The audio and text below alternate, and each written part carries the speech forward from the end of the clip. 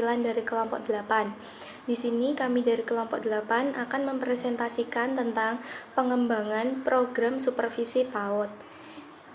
Di sini pertama yang akan saya jelaskan yaitu tentang pengertian supervisi pendidikan, di mana program supervisi berisikan kegiatan yang akan dilaksanakan untuk memperbaiki kinerja guru dalam meningkatkan situasi pembelajaran yang menjadi tanggung jawab seorang guru. Supervisi akademik yang dimaksud yaitu untuk dapat memperbaiki dan meningkatkan proses dan hasil belajar supaya kegiatan pembinaan relevan dengan peningkatan kemampuan keprofesionalan guru. Yang selanjutnya yaitu ada beberapa karakteristik perencanaan supervisi, yaitu sebagai berikut. Yang pertama, ada supervisi tidak ada standar, di mana setiap guru mempunyai kemampuan dan kelemahan yang berbeda, di mana mereka memerlukan bantuan yang berbeda pula dari guru-guru. Yang kedua yaitu perencanaan supervisi memerlukan kreativitas, di mana supervisi tidak dapat direncanakan atau dilaksanakan secara monoton atau dengan satu model secara terus-menerus, karena tiap sekolah mempunyai karakteristik lingkungan yang berbeda-beda dan masalah yang berlainan. Yang ketiga yaitu komprehensif, di mana pembelajaran merupakan satu kesatuan sistem dengan komponen seperti guru, alat, metode, fasilitas, murid, sikap kepala sekolah, dan semua itu bersangkut paut dan saling mempengaruhi. Yang keempat yaitu kooperatif, di mana supervisor berfungsi sebagai guru yang bertanggung jawab atas perkembangan profesionalisme guru. Proses pembelajaran merupakan sistem yang menyangkut seluruh komponen sekolah dan bukan hanya sebagai guru saja atau hanya kepala sekolah saja. Dan yang kelima atau yang terakhir yaitu fleksibel, yaitu rencana supervisi harus memberikan kebebasan untuk melaksanakan sesuatu dengan keadaan dan inovasi yang terjadi. Informasi dan inovasi berkembang secara cepat, berimplikasi perlunya fleksibilitas dalam program. Untuk itu, rencana hendaknya tidak menjadi penghalang atau menjadi suatu yang tidak dapat menyesuaikan dengan situasi kondisi sekolah dan daerahnya. Selanjutnya yaitu ada tenaga supervisi yang telah lama berjalan di Indonesia, yaitu yang pertama, kepala sekolah terhadap para guru. Yang kedua, pemilik sekolah terhadap kepala sekolah dan para guru. Yang ketiga, kepala seksi di tingkat kabupaten atau kota terhadap pemilik dan kepala sekolah. Yang keempat, ada kepala bidang pendidikan dasar atau pendidikan guru kepada kepala seksi pemilik TK atau SD atau SLB. Yang kelima, yaitu ada kepala bidang pendidikan menengah umum kepada kepala sekolah menengah pertama dan menengah umum. Yang selanjutnya yaitu ada jenis-jenis supervisi pendidikan. Yang pertama ada supervisi umum, yang kedua ada supervisi pengajaran, yang ketiga ada supervisi klinis. Yang pertama yaitu ada supervisi umum, di mana supervisi umum adalah supervisi yang dilakukan terhadap kegiatan-kegiatan atau pekerjaan yang secara tidak langsung berhubungan dengan usaha perbaikan pengajaran, seperti supervisi terhadap kegiatan pengelolaan bangunan dan perlengkapan sekolah atau kantor-kantor pendidikan. Yang selanjutnya ada supervisi pengajaran, yaitu supervisi pengajaran ialah kegiatan-kegiatan kepengawasan yang ditunjukkan untuk memperbaiki kondisi-kondisi baik personal maupun material yang memungkinkan terciptanya situasi belajar mengajar yang lebih baik demi terciptanya tujuan pendidikan. Yang ketiga yaitu ada supervisi klinis, di mana supervisi klinis ialah supervisi yang difokuskan pada perbaikan pengajaran melalui siklus yang sistematis dari tahap perencanaan, pengamatan, dan analisis intelektual yang intensif terhadap penampilan mengajar sebenarnya dengan tujuan untuk mengadakan modifikasi yang rasional. Di sini saya akan menjelaskan fungsi program supervisi pendidikan. Sumber daya manusia yang berkualitas tidak mungkin terwujud tanpa adanya pendidikan yang berkualitas. Demikian halnya dengan pendidikan yang berkualitas tidak akan terwujud tanpa adanya pengelola pendidikan yang berkualitas. Oleh sebab itu, agar semua berkualitas, maka pembelajaran perlu dilaksanakan dengan tertib, teratur, disiplin, terencana, terprogram, terbimbing, dan terevaluasi. Agar pembelajaran bermutu, maka supervisinya harus berjalan sesuai dengan optimal, karena kenyataannya menunjukkan bahwa proses supervisi sampai saat ini belum berjalan sesuai dengan baik dan belum berkembang dengan optimal. Menurut Ari Kunto, ada 3 fungsi supervisi, yaitu yang pertama sebagai kegiatan meningkatkan mutu, yang kedua sebagai pemicu dan penggerak terjadinya perubahan pada unsur-unsur yang terkait dengan pembelajaran, yang ketiga sebagai kegiatan memimpin dan membimbing. Berikut ini uraian masing-masing bagian disertai contoh dan bagian. Yang pertama yaitu melaksanakan kepemimpinan pendidikan. Menurut Rifai 1982, kepemimpinan merupakan inti dari segala kemampuan seorang supervisor. Berarti seorang supervisor harus benar-benar menguasai seluk-beluk kepemimpinan, karena dengan demikian akan dapat membawa guru-guru pada tujuan yang ingin dicapai. Terus yang kedua yaitu melaksanakan penelitian. Menurut Sutrisno tahun 1985, melaksanakan penelitian memang tugas yang tidak gampang, tapi dalam perkembangan dunia sekarang tidak ada pilihan lain. Kalau seseorang menginginkan tugasnya dapat dilaksanakan dengan tepat, usaha mana dilakukan dengan menggunakan metode-metode ilmiah. Yang ketiga yaitu melaksanakan penilaian yang objektif. Penilaian yang objektif sebenarnya yaitu masalah kejujuran, jujur pada diri sendiri dan orang lain. Apakah seorang supervisor berlaku jujur untuk mengatakan sesuatu yang benar? Jawabannya memang sulit. Suatu hasil penelitian sebenarnya suatu penelitian yang telah teruji, namun apakah hasil itu hanya dipandang sebagai suatu ungkapan kewibawaan? Jawabannya tergantung pada bagaimana bagaimana cara orang menginterpretasinya. Yang keempat yaitu melaksanakan pelayanan yang tepat. Supervisor merupakan jabatan fungsional.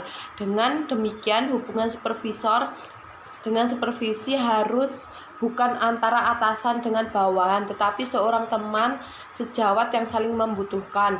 Fungsi ini termasuk paling sulit dilaksanakan di sekolah, karena pelaksanaan supervisi selalu dikaitkan dengan penelitian administratif. Secara garis besar, objek supervisi dibagi menjadi 3 kelompok. Yang pertama yaitu pengembangan kurikulum. Kurikulum merupakan sejumlah pengalaman belajar yang direncanakan di bawah tanggung jawab sekolah untuk mencapai tujuan yang ditetapkan. Pendekatan yang digunakan untuk menyusun kurikulum antara lain. Yang pertama, kurikulum yang disusun berorientasi pada materi pelajaran. Yang kedua, kurikulum yang berorientasi pada tujuan-tujuan hendak dicapai. Yang ketiga, kurikulum yang berorientasi pada kebutuhan anak didik. Yang keempat, kurikulum yang disusun berorientasi pada perubahan tingkah laku. Yang kedua yaitu peningkatan proses pembelajaran. Sasaran kedua yaitu memperbaiki proses pembelajaran. Proses pembelajaran merupakan seperangkat kegiatan belajar yang dilakukan oleh anak. Kegiatan belajar yang dilaksanakan anak di bawah bimbingan guru. Guru merumuskan tujuan yang hendak dicapai pada saat mengajar. Untuk mencapai tujuan, guru harus merancang kegiatan belajar mengajar dan pengalaman belajar. Yang ketiga yaitu pengembangan profesi guru. Guru itu perlu bertumbuh dalam jabatannya. Maka setiap guru harus berusaha untuk mengembangkan profesinya. Pengembangan profesi dapat dipandang sebagai usaha yang datang dari guru itu sendiri maupun dorongan pihak luar untuk meningkatkan kualitas mengajarnya, sehingga mendorong guru untuk terus belajar. Saya akan menjelaskan tentang cara menyusun program supervisi pendidikan. Yang pertama yaitu identifikasi masalah. Mengidentifikasi masalah proses pembelajaran yang dihadapi oleh guru sehari-hari di sekolah ataupun wilayah pembinaan. Untuk mengenal dan memahami masalah yang sedang dirasakan oleh guru dalam kegiatan belajar mengajar sehari-hari. Pengawas dapat melakukan beberapa cara, misalnya observasi kelas, menyelenggarakan rapat sekolah, wawancara informal, atau pertemuan pribadi dengan guru. Analisis laporan daya serap dan cara lainnya dapat dilakukan sesuai dengan kreativitas pembinaan. Langkah selanjutnya yaitu menganalisis masalah. Masalah-masalah yang berhasil diidentifikasi selanjutnya dikaji lebih lanjut untuk memahami esensi masalah yang sesungguhnya dan faktor penyebab masalah tersebut. Selanjutnya, masalah-masalah tersebut diklarifikasikan dengan maksud untuk menemukan masalah yang dihadapi oleh kebanyakan guru di sekolah. Lalu, cara yang ketiga, merumuskan cara-cara pemecahan masalah. Dalam proses pengkajian terhadap berbagai cara pemecahan yang mungkin dilakukan, setiap alternatif pemecahan dipelajari, kemungkinan keteraksanaannya dengan cara mempertimbangkan faktor-faktor peluang yang dimiliki seperti fasilitas dan kendala-kendala yang mungkin dihadapi. Lalu cara yang keempat yaitu implementasi pemecahan masalah. Saat yang paling kritis dalam setiap upaya perbaikan pengajaran adalah apakah guru tersebut sudah mempraktekkan gagasan-gagasan yang telah dipahami sebelumnya di kelas. Hasil pemecahan masalah bukan sekedar untuk dipahami, akan tetapi yang lebih penting adalah pelaksanaannya di kelas. Hal ini sangat penting karena upaya perbaikan atau pembaruan pengajaran apapun tidak akan mempunyai dampak terhadap peningkatan dan proses hasil belajar mengajar apabila tidak dipraktekkan di kelas. Cara yang terakhir yaitu evaluasi dan tindak lanjut. Evaluasi dalam supervisi adalah proses pengumpulan informasi yang diperlukan untuk selanjutnya digunakan bagi upaya perbaikan pengajaran lebih lanjut. Bahan-bahan yang diperoleh tersebut selanjutnya dimanfaatkan untuk menyusun kegiatan tindak lanjut yang sekaligus menjadi masukan penyusunan program pembinaan selanjutnya. Menurut tim pakar manajemen pendidikan, secara umum, proses pelaksanaan supervisi dilaksanakan melalui 3 tahap, yaitu yang pertama perencanaan, yang kedua pelaksanaan, yang ketiga evaluasi. Selanjutnya, saya akan menjelaskan tentang ruang lingkup supervisi pendidikan, yaitu yang pertama, supervisi bidang kurikulum. Bidang kurikulum terjadi karena proses belajar mengajar adalah kegiatan utama sekolah.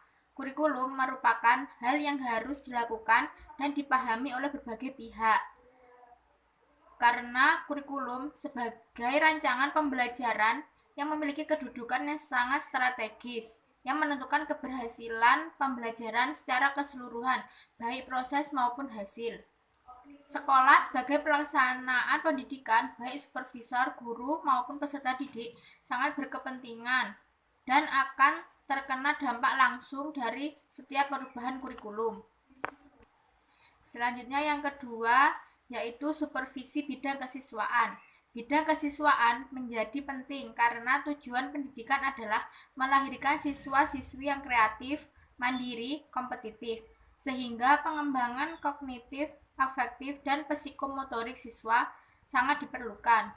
Bidang kesiswaan menjadi dominan karena tangan gurulah pembelajaran itu dipertaruhkan.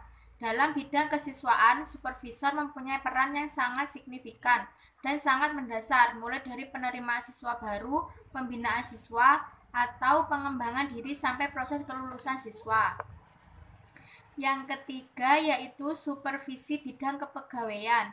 Tujuan supervisi kepegawaian berbeda dengan sumber daya manusia pada konteks bisnis. Di dunia pendidikan, tujuan supervisi bidang kepegawaian lebih mengarah pada pembangunan pendidikan yang bermutu, membentuk sumber daya manusia yang handal, produktif, kreatif, dan berprestasi. Selain itu, dalam bidang kepegawaian atau personalia, pendidikan Islam bertujuan untuk mendayagunakan tenaga kependidikan Islam secara efektif dan efisien untuk mencapai hasil yang optimal, namun tetap dalam kondisi yang menyenangkan. Jika guru inovatif, kreatif, dan dinamis, maka pembelajaran berjalan secara menyenangkan. Namun, jika guru pasif, monoton, dan sentralistik, maka pembelajaran akan membosankan, tidak menarik, dan membuat siswa tidak bisa menangkap materi dengan baik. Selanjutnya yang keempat yaitu supervisi bidang sarana dan prasarana. Tujuan anak sekolah yaitu agar dia menjadi baik, pintar, dan terampil. Maka dibutuhkan proses yang tidak sederhana dan panjang agar tujuan ini berhasil dicapai di sekolah. Sekolah menyediakan sarana untuk pengembangan rasa, pikir, dan raga siswa seperti masjid, perpustakaan, laboratorium, internet, dan tempat olahraga. Tanpa sarana yang baik, sekolah sulit melahirkan keluaran yang kompeten. Sarana merupakan media atau alat untuk belajar agar pendidikan berjalan efektif. Sarana sekolah diperlukan untuk keseimbangan perkembangan fisik dan psikis siswa. Yang kelima yaitu supervisi bidang keuangan. Biaya menempati posisi yang sangat penting dalam proses pendidikan.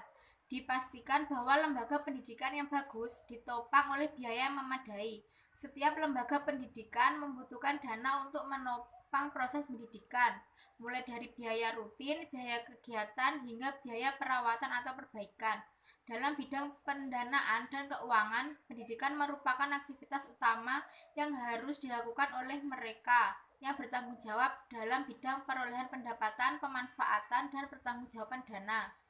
Keuangan menjadi ruh lembaga karena program harus didukung oleh sumber keuangan yang memadai, baik untuk menggaji guru, karyawan, manajemen, mengadakan kegiatan, maupun untuk melengkapi sarana dan prasarana sekolah. Selanjutnya yang keenam yaitu supervisi bidang humas. Secara etimologis, hubungan masyarakat diterjemahkan dari perkataan bahasa Inggris, yaitu public relation, yang berarti hubungan sekolah dengan masyarakat ialah hubungan timbal balik antara suatu organisasi dan masyarakat. Artinya, hubungan sekolah dengan masyarakat adalah suatu proses komunikasi antar sekolah dengan masyarakat untuk berusaha untuk menanamkan pengertian warga tentang kebutuhan dari karya pendidikan serta pendorong dan minat tanggung jawab masyarakat dalam usaha memajukan sekolah. Lalu yang ketujuh yaitu supervisi bidang ketatausahaan. Di bidang tata usaha sekolah adalah seluruh proses kegiatan yang direncanakan dan dilaksanakan atau diusahakan secara sengaja dan bersungguh-sungguh, serta membina kegiatan-kegiatan yang bersifat tulis-menulis di sekolah agar proses belajar mengajar semakin efektif dan efisien untuk membantu tercapainya tujuan pendidikan yang telah ditetapkan.